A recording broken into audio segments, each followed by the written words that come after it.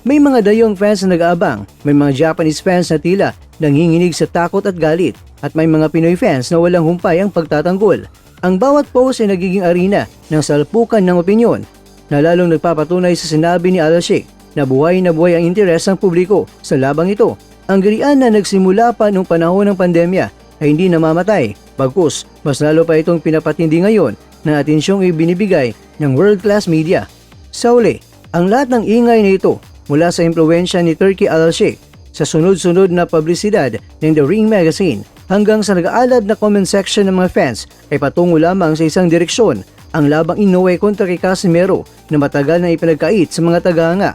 Mga kakwento, hindi na usapin kung karapat-dapat ba si Casimero. Ang usapin na ngayon ay kung kailan at saan ilalatag ni Turki Al-Sheikh ang milyon-milyong dolyar para sa matagal ang inihintay na pagtutuos ng dalawang mortal na kaaway. Kumanda na ang buong Pilipinas dahil ang alas ng bansa ay muling nakahandang manggulat sa buong mundo.